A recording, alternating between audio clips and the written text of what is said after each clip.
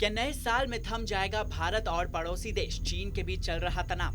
क्या नया साल दोनों देशों के रिश्तों को एक नया मोड़ देगा? इन सभी सवालों का जवाब दोनों देश ढूंढ रहे हैं। इसी कड़ी में चीनी रक्षा मंत्रालय के प्रवक्ता ने गुरुवार को एक बयान दिया। उन्होंने दोनों देशों के बीच जल्द ही रिश्ते सुधरने की उम्मीद जताई है।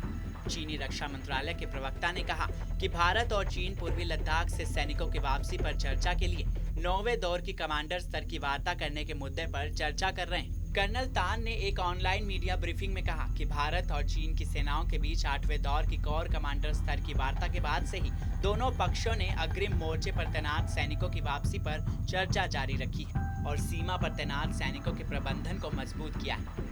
चीनी रक्षा मंत्रालय की वेबसाइट पर पोस्ट किए गए उनके बयान के अंशों के अनुसार सीमावर्ती क्षेत्रों में स्थिति सामान्य तौर पर स्थिर है। उन्होंने कहा कि चीन सैन्य और कूटनीतिक माध्यमों से भारत के साथ वार्ता कायम रखने का इच्छुक है।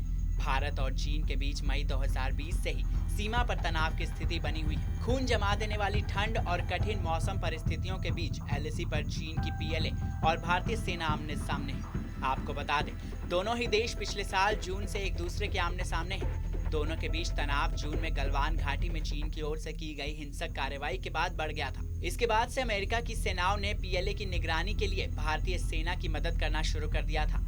अमेरिका के सैन्य कमांडर्स ने इस बारे में जानकारी देते हुए बताया था कि अमेरिकी सेना भारत की मदद कर रही है। बीते दिनों खबर आई थी कि भारतीय सेना हाई अलर्ट पर है और चीनी सेना की गतिविधियों पर करीब से नजर बनाए हुए है। अमेरिका भारत की मदद दोनों देशों के बीच अक्टूबर में हुए एक समझौते के तहत कर रहा है, जिसमें इंटेलिजेंस शेयरिंग को लेकर करार हुआ था। भारत और अमेरिका ने basic exchange and corporation agreement पर साइन किया था, जिसके बाद कई मोर्चों पर इंटेलिजेंस शेयरिंग को बढ़ाया गया है। अब नया साल चीन और भारत के लिए क्या नया पैगाम लेकर आता है, ये देखने लायक होगा। इस मामले को लेकर आपकी राय क्या है? कमेंट सेक्शन में हमें जरूर बताएं।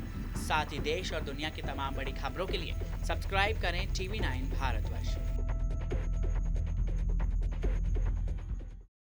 परवाह देश की, सोमवार से शुक्रवार रात 10 बजे TV9 भारतवर्ष पर।